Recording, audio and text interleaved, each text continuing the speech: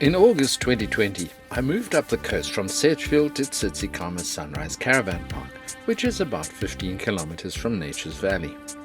I had hoped to stay in Plettenberg Bay, a holiday town with lovely beaches and an estuary, but neither of the two caravan parks there would allow animals, and I have a cat, so I had to go somewhere else. Tsitsikama Sunrise is about 20 kilometers from Plettenberg Bay, and pretty much in the middle of the countryside.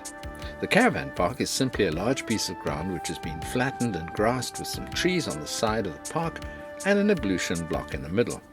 A lot of trees have been planted in the park, but these are young and will take a long time to grow up into something that will provide the shading that caravanners need. There's no pool and nothing else of note. If you like hiking, you'll find some lovely trails close to the park, but beaches and other entertainment are quite far away. There's 15 amp electricity at each site and borehole water available at each site from taps. It's okay to brush your teeth with and do the dishwashing, but it's not good enough to drink, and the park does not provide drinking water. The manager of Tsitsikama Caravan Park does sell water, but he uses previously used 5-litre canisters, which are filled somewhere else and sold to the customers unsealed.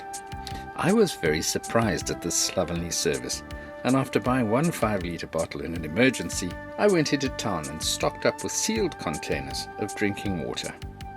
The ablution blocks are new and therefore in quite good condition. There are the main shared ablutions, and then there are 2 family bathrooms with baths and showers in each one on the side, and these are superb, probably the best that I've seen on my travels, with a glass door on the shower, and each unit is nicely tiled and designed. There is a nice little pond down the bottom of the park and beautiful views all around. Even when it rains, this area is beautiful. It's a great place to spend some time and to recharge the batteries.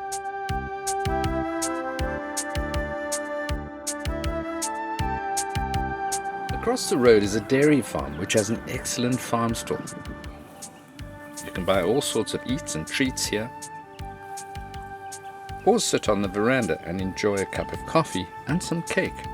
This is a boutique-y sort of farm stall though, and the prices are expensive.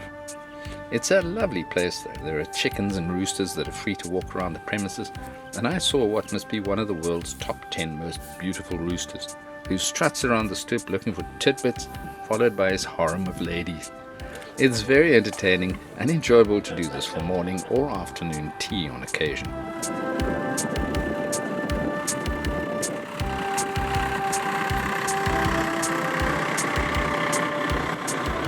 I also enjoyed the moving of the cows to the milking barn every morning and every evening. That's quite a commotion and a good country show to watch. Unfortunately, there's no other entertainment close by, and you'll have to drive quite a way to get to the beaches in the vicinity.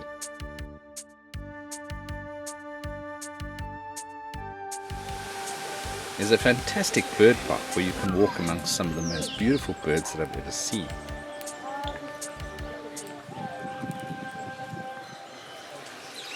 I thoroughly enjoyed this and the monkey park, which gives you the opportunity to get close to a number of different types of monkey.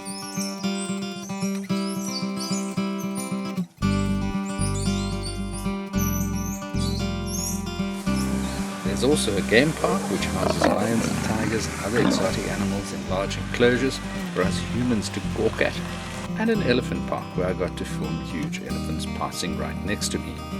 These are all great experiences for locals and tourists alike. Unfortunately, the entry prices are very high, calculated in terms that make it affordable only if you're paid in dollars.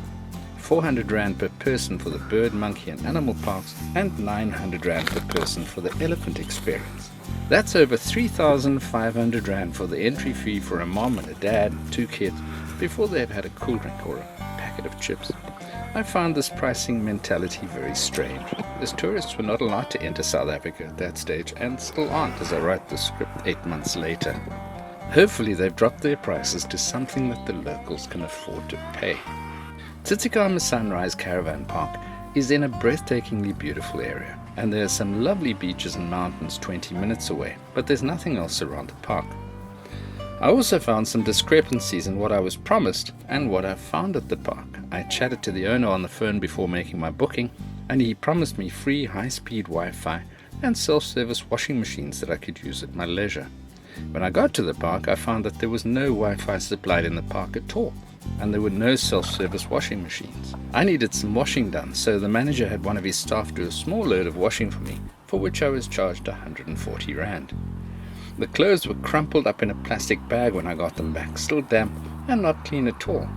There was only one other caravan in the park when I was there, and the owner of this caravan had had the same problem. I'm not surprised that the place was empty. Owners must realize that if they lie to the customers, the word will spread very fast. I found Plettenberg Bay to be a cluttered little place where many people are quite rude, and everyone is trying to get as much money out of your pocket as they can, with very little charm offered in return.